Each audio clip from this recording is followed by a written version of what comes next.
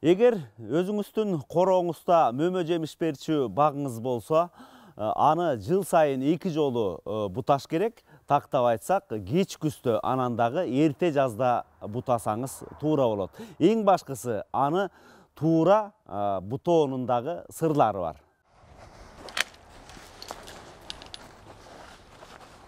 Кыргызстандын шартында бак дарактарды убагында кантип буташ керектигин ар ким эле биле бербейт. Бак бутоону кесип кылып алып, жашылдандырууну чет мамлекеттерге чейин барып үйрөнүп келген мекендешибиз Турсунбек Ишекеев бак дарактарыбызга камкордукту өзүбүз көрүп, бул ишти адат кылып алсак дейт. Бул жерде алыш керек, ачыш керек, ашыкча бар. Ашыкча бар бул жерде да. Ички бетин алыш керек, күн тийбейт, баары күн тийбейт ички бетине. А бул сырт жагына күн тиет. Бул жагы берет. Бул жерде Катырсы бар екен. Бизде лайын. Бу ички беттер мынакей. Ички беттерин алып коюш керек.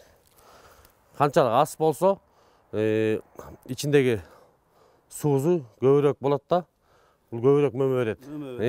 Анткени бул ойлоп көрсөңүз, бул жерден келип канча деген эмеге суузундук берип алат. Жана соко движениясынчы. Ошончо азыраак мөмө берет. Бул ас болуп туруп, основной чоң болсо, чоңураак мөмө берет, жакшы берет да. Февраль айынын ичинде мөмө жемиш бере турган бак шагыңызды бутап баштаңыз. Бирок иш баштаардын алдында адистердин кеңешин кунт коюп уксаңыз, билбеген нерсеңизди үйрөнөсүз. Биз ошону кескибиз келбейт. Бул жакшы берет. Быйыл аябай берген дей беребиз. Кийинки жылы ал андан начарлайт. Көбөйө баштайт да булам. Ошон үчүн 2 жылда бир бакты буташ керек. Бизде Ошол неме турбайбы? Жанагы мунун күчү ошонун баарын өстүргөнгө жетпей калат. жетпей калат да. Мунун та өзүн да карап көрүңүз, та канча бир мөмө байлайт. Жетпей калат да. Канчалык азыраак болсо, ошол жакшы берет, сочный берет. Мөмө бере турган кандай гана бак болбосун, туура буталбаса, жакшы түшүм бербей калат экен. 2 жылда бир буташ керек бакты, 2 жылда бир. Жылда бутаганда болбойт. 2 жылда бир.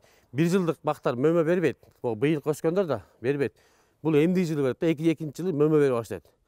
Ошон үчүн бул биринчи бутактар бербейт. Анан эсли жана бак жооноюп, картайып кеткен маалда ошол жоонун кессе, ошол кийинки бутакты калтырып коюш керек. Чтоб кийинки поколениясы өскөндөй кылып. Бутап гана тим болбой, өз убагында дарылоону дагы эстен чыгарып салбаңыз. Бакты эң биринчи дарылаш керек. Кесиш керек. Караш керек.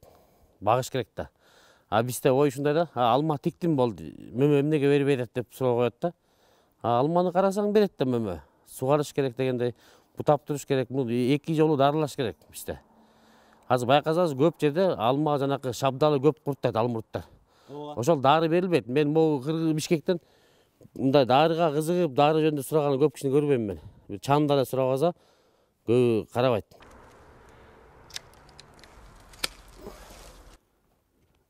Мына биз ички бетиндеги ашыкча бутакты алып койдук.